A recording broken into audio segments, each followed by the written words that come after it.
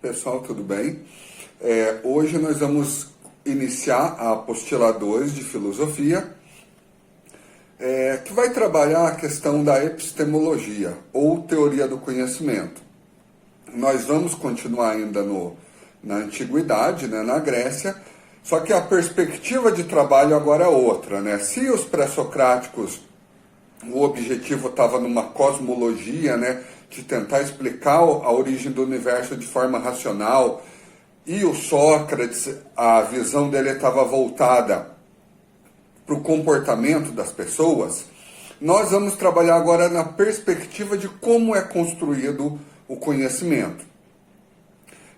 Nós vamos partir de dois termos muito importantes dentro da filosofia na antiguidade, que é o termo doxa, que está relacionado à opinião, que é, vamos dizer assim, para muitos filósofos, o nível mais superficial de conhecimento, que está muito voltado à questão dos sentidos, ou seja, a doxa, a opinião, está relacionada àquilo que eu vejo. Em contrapartida, nós vamos ter a episteme, que vai ter como significado o conhecimento ou a ciência, mas não a ciência como nós temos hoje estabelecida.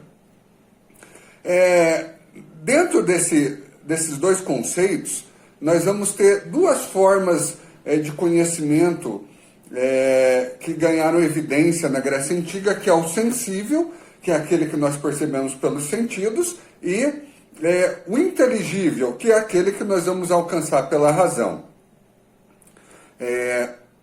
O sensível ele vai ser muito criticado por vários filósofos gregos, em especial o Platão. O Platão é um filósofo que foi aluno de Sócrates, que nas suas obras nós vamos ter, na grande maioria, diálogos socráticos, e aí nós precisamos retomar o Sócrates para entender o Platão, né? O Sócrates buscava uma verdade imutável, e o caminho era o diálogo.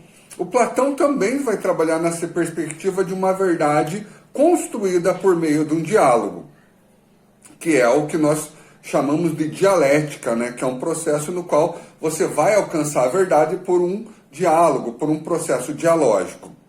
Pois bem, o Platão ele vai partir de um princípio que existem dois mundos. Um mundo que ele chama de sensível e outro mundo que ele vai denominar de inteligível. O mundo sensível é aquele mundo que nós vamos perceber por intermédio dos sentidos. Vou dar um exemplo, seria o mundo onde nós estamos agora.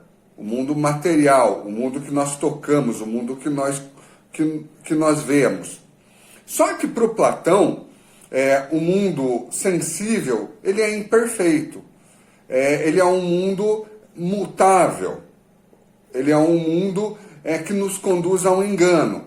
Ele é uma cópia ou sombra do mundo inteligível. Bom, o mundo inteligível, ou o mundo das ideias, ele vai estar numa espécie de outro plano. Por quê?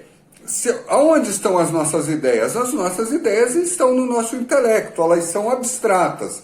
Então, quando você está falando de um mundo das ideias, você está falando de um mundo abstrato. Um mundo que, na perspectiva do Platão, ele deduziu que existia, ou ele idealizou que existia um mundo perfeito, no qual poucos alcançariam. Os poucos que se deixariam levar pela luz da razão, pela luz do conhecimento. E é lá no mundo inteligível que vai residir a verdade, que vai residir as coisas como elas realmente são, as coisas na sua essência. Quando eu falo de essência, eu estou falando de algo que é imutável. É algo que seria igual para mim e para todas as outras pessoas dentro do universo. E era isso que o Sócrates buscava. É essa verdade que o Sócrates buscava. A verdade imutável. A verdade que vai ser igual para todas. Só que, para o Platão, essa verdade ela não vai estar nesse mundo sensível. Nesse mundo sensível, tudo que nós temos é uma cópia do mundo inteligível. É uma sombra do mundo inteligível. Eu vou dar um exemplo. A ideia de cadeira. Deus criou uma ideia de cadeira. E a pessoa que está no mundo sensível, ela só construiu a ideia de ela só conseguiu construir a cadeira por quê? Porque lá no mundo inteligível existe a ideia de cadeira. A ideia ela é imutável. Ou seja, o que o indivíduo construiu aqui no mundo sensível não foi a ideia de cadeira, mas ele só conseguiu construir por causa da ideia de cadeira que havia no mundo inteligível. Só que a maioria das pessoas elas não vão alcançar o mundo inteligível, ou seja, elas não vão alcançar a verdade, porque elas estão presas aos sentidos, elas estão presas àquilo que se apresenta a elas. E aí tem que ficar bem claro o seguinte: quanto mais longe da razão e mais próximo do sentido para o Platão, mais distante da verdade você vai estar. Os sentidos eles nos enganam, os sentidos eles nos conduzem ao erro. Então, o Platão vai colocar que é o filósofo que vai alcançar a verdade, é o filósofo que vai reconhecer as coisas como elas realmente são, e aí um instrumento para isso é a razão. Então, quando nós fazemos uma análise da teoria dos dois mundos de Platão, nós partimos do mais simples, que é o quê? O mundo sensível seria onde nós estamos, e o mundo inteligível seria uma espécie de idealização. Ele não é concreto. Então, a verdade que está no mundo inteligível, ela não é uma verdade que vai apresentar parâmetros concretos para nós. Por exemplo, quando nós falamos beleza, nós nos apegamos às ideias que nós fazemos de beleza. Só que para o Platão isso não é verdade, isso é a doxa, ou seja, o que eu acho beleza não é efetivamente a beleza como ela realmente é. Por quê? Porque a ideia de beleza como ela realmente ela é imutável. E aonde que vai estar essa ideia? Vai estar no mundo inteligível. Então tem que fazer bem esse recorte. Entender a teoria das ideias do Platão é fundamental para compreender esse autor. E, consequentemente, entender o Sócrates também. Por quê? Porque a verdade que o Sócrates quer que os indivíduos busquem é uma verdade que está no inteligível, é uma verdade que é imutável.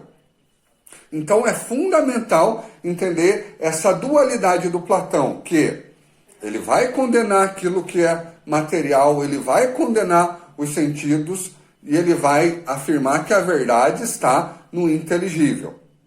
E ele faz esse recorte também com o ser humano. Um ser humano. Por que nós nos deixamos levar ao engano? Porque nós nos deixamos levar pela nossa vontade. Nós nos deixamos levar pelo nosso corpo. Nós nos deixamos levar pelo aquilo que o nosso corpo sente. Sendo que quem deveria controlar o nosso corpo seria a nossa razão. E aí, na próxima aula, nós vamos trabalhar o mito da caverna, que é uma espécie de síntese da teoria das ideias do Platão.